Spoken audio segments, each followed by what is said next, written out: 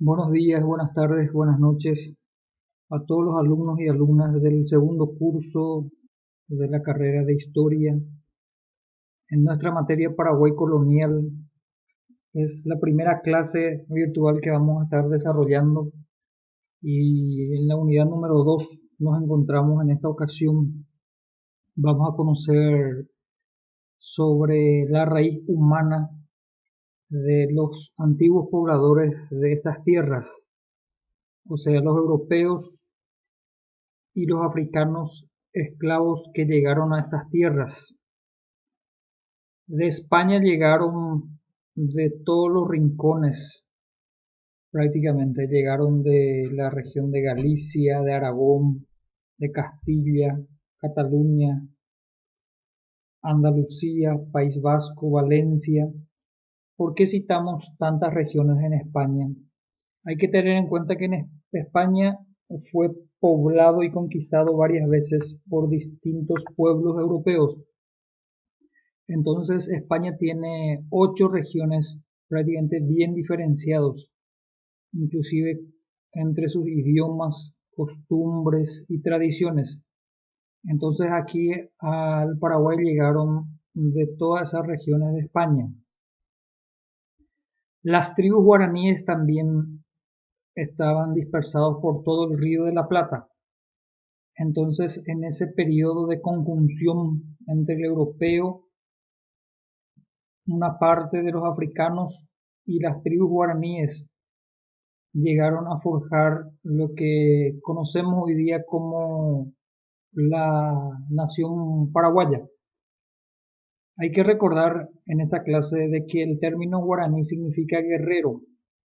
Entonces a estas tribus se le denominó guaraní teniendo en cuenta de que los europeos vieron de que la mayoría de estos pueblos, de estas tribus, estaban en constantes guerras unos contra los otros. Entonces, estos son indicadores muy importantes para poder determinar el proceso de formación de la nación paraguaya. En esta unidad también vamos a estudiar sobre la clasificación étnica y sus particularidades físicas y culturales. Es decir, de que en el proceso histórico se realizó el mestizaje, la unión del europeo con el guaraní, y también este mestizaje no fue todo color de rosas. Este mestizaje fue a sangre y fuego, es decir, hubo mucha resistencia y lucha entre los guaraníes y los europeos. Y finalmente los europeos se impusieron y conquistaron estas tierras, impusieron sus leyes, su religión, su idioma, sus costumbres. Pero fue una larga disputa entre los guaraníes y los europeos.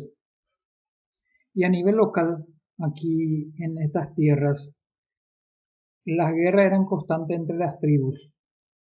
Y la primera tribu que realizó una alianza fuerte con los europeos fueron los carios del actual departamento de Central y estaban en constante guerra con los habitantes del Chaco. A los habitantes del Chaco autóctonos, los carios lo llamaban guaycurúes.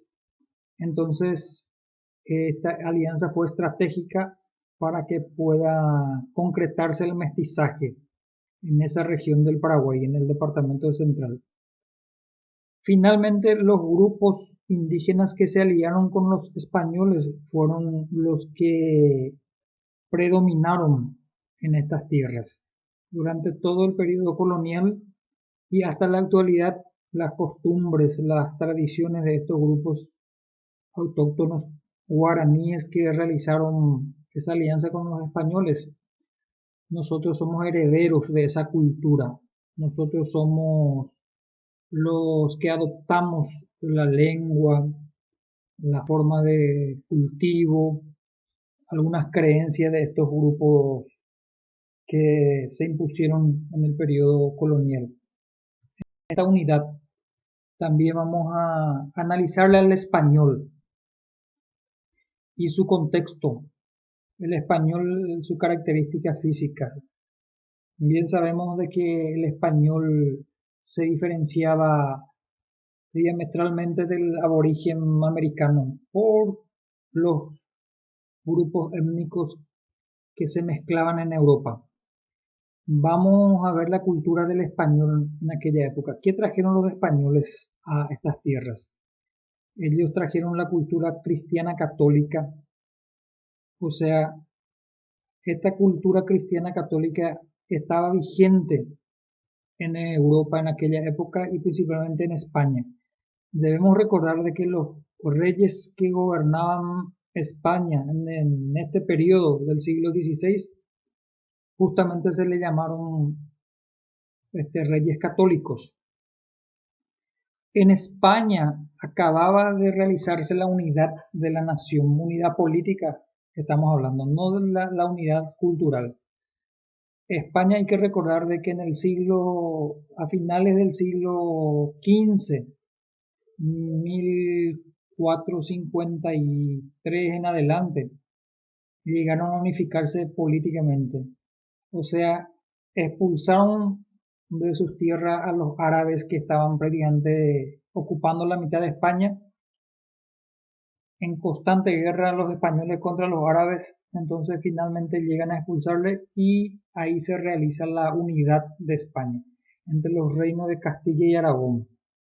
Pero esa unidad era solamente política en los primeros tiempos. Hay que recordar de que había varias naciones, estados-naciones prácticamente dentro de España y una variedad cultural. También llegaron españoles a estas tierras, a América, españoles con título nobiliario. ¿Qué significa título nobiliario? Es decir, eran nobles, eran personas que recibían algún título de la monarquía española. Por ejemplo, algunos eran conde, vizconde, duque, archiduque. Esos son títulos que el reino español otorgaban a ciudadanos destacados por su posición económica, por alguna cualidad que tenía en aquella época. En cuanto a la cultura del español, también debemos tener en cuenta de que muchos de ellos llegaron como aventureros en estas tierras, porque las embarcaciones hacían llamado a las personas que querían poblar las espesas selvas de todo el continente americano. Y en ese contexto, muchos marineros, otros artesanos y personas sin este título nobiliario llegaron al continente americano y también a Paraguay. Entonces, esta franja de pobladores españoles fueron mayoría en el siglo XVI que arribaron a nuestro país. Y esa población de europeos se dio principalmente con las embarcaciones, es decir, con la armada de don Pedro de Mendoza, Álvar Núñez Cabeza de Vaca, Diego de Sanabria, Juan Ortiz de Zárate. Estos eran adelantados del Río de la Plata, es decir, conseguían un contrato especial del Reino de España para poder conquistar estas tierras. Las organizaciones políticas también tenemos en esta unidad de los españoles. Hay que recordar de que estas organizaciones políticas que instauraron aquí en nuestras tierras son el Cabildo. El Cabildo viene a ser comparativamente hoy día como una municipalidad. Esa es la función del Cabildo en el periodo colonial. Tenemos la encomienda, otra institución instalada en América por los europeos. La encomienda, recordamos, es la repartición de indios por parte de encomenderos o grandes estancieros. Los españoles también introdujeron la institución de la Real Hacienda, que era la encargada de cobrar los impuestos. Antes de la llegada de los españoles, recordemos de que los indígenas no conocían del pago de ningún tipo de tributo, desconocían totalmente el concepto de impuesto, los guaraníes. También encontramos a la audiencia. Esta era una institución encargada de impartir justicia en Paraguay. Entonces, estas son las instituciones políticas que los españoles trajeron a nuestras tierras. Hay más instituciones políticas, pero en esta ocasión solamente vamos a hablar de estas cuatro instituciones políticas. En esta unidad encontramos también la identidad paraguaya. ¿Qué es la identidad paraguaya? Es el proceso de unión entre europeos, parte de africanos y los aborígenes en estas tierras. Entonces esa mezcla, esa conjunción llegó a constituir a través de los siglos la identidad paraguaya. Se constituyó en el transcurso de la colonia como resultado de esa interacción entre el español y los guaraníes. Hay que recordar de que 23 grandes tribus guaraníes tenemos identificados nosotros dentro de la etnografía. ¿Y qué dificultad atravesaron estos hombres para poder realizar el mestizaje con los aborígenes? En primer lugar, tenemos que tener en cuenta el problema geográfico, es decir, era impenetrable prácticamente estas tierras por vía terrestre. Entonces, el único camino seguro eran los ríos, ¿verdad? Los ríos navegables, el Paraguay y el Paraná, adentrándose ya en la gobernación del Paraguay. Debemos tener en cuenta también de que para forjarse la identidad paraguaya ocurrió era la unión biológica y cultural del español y del guaraní. No solamente fue una unión física, sino también fue una unión cultural. En estos tiempos los mestizos forjaron un nuevo grupo étnico, es decir, de la unión del español con el aborigen surgió el mestizo, que generalmente eran personas blancas de estatura mediano alto. Entonces venían a constituirse una nueva clase social dentro del territorio paraguayo y del territorio americano. En esta ocasión es importante recordar también de que la inmigración fuerte de los europeos solamente se dio en el siglo XVI, es decir, desde la fundación de Asunción 1537 hasta 1571. Solamente este lapso de tiempo llegaron contingentes importantes de europeos. Después, según los cronistas de aquella época, hubo una merma considerable de inmigración, o sea, prácticamente casi nula la inmigración de los europeos aquí a tierras paraguayas.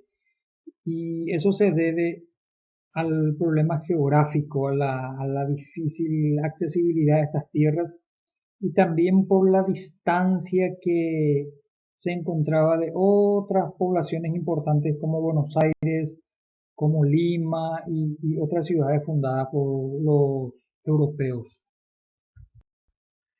También en esta unidad encontramos al guaraní.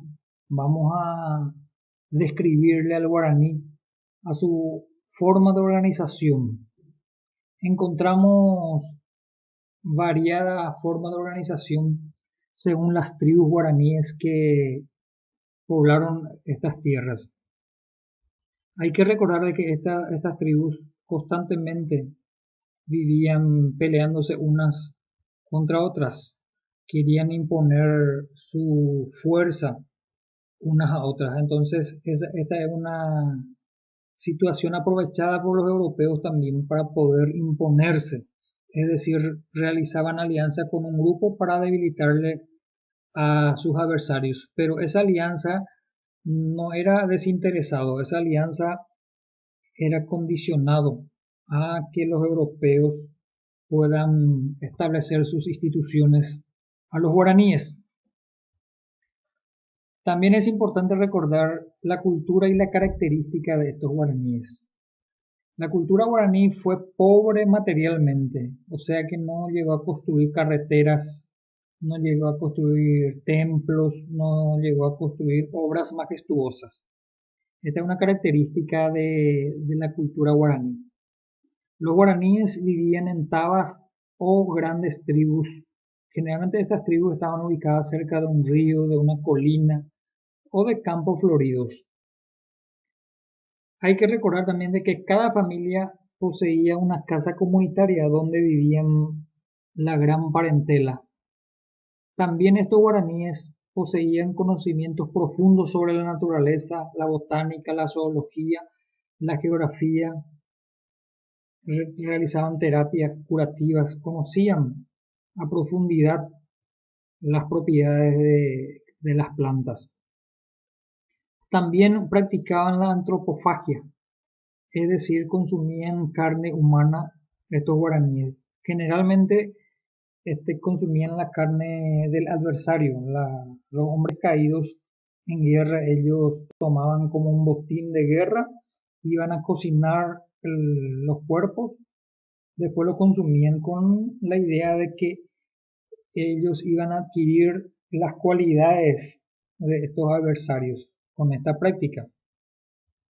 Los cronistas también describen a estos guaraníes de aquella época como personas muy calladas. De poco hablar eran los guaraníes, no se reían, eran cabizbajos. Cuando hablaban con los españoles, ellos nunca tenían el mentón en alto, no miraban a la cara a los europeos. Sí que eran cabizbajos, tenían creencias religiosas y sin representaciones eran estas creencias religiosas. Eran muy crédulos estos guaraníes, creían en lo que los españoles le decían. Su aspecto físico era de estatura mediana, tez moreno y vivían desnudos. Entonces, esta era una de las características de los guaraníes. Para cerrar, vamos a estudiar el paisaje geográfico, es decir, el clima, los ríos, los bosques. Hay que recordar que el clima era lluvioso en aquella época, había exceso de humedad para la agricultura, bosques espesos e impenetrables, abundancia de recursos naturales, maderas, yerba mate, tabaco que los europeos aprovechaban. Había peligro constante de tribus y fieras salvajes en estas regiones. No se podían movilizar los europeos porque el peligro era constante de guerra en la selva. Los ríos eran prácticamente las únicas vías de comunicación segura. Todos los europeos se movían vía marítima en este caso. Y en esta unidad prácticamente vamos a conocer la historia y la sociología del guaraní y del español del siglo XVI. Y cualquier duda que tengan pueden escribir en la plataforma en el foro o pueden escribirme en mi privado.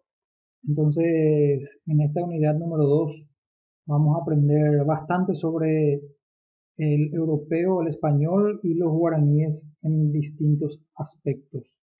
Les agradezco por su atención y cualquier duda, consulten conmigo. Ahí les envío los materiales también de lectura que fueron extraídos de 2 libros de autores nacionales y de varias fuentes de internet. Entonces, espero que les haya servido este material y vamos a estar en permanente contacto en el transcurso de este mes de mayo y de junio.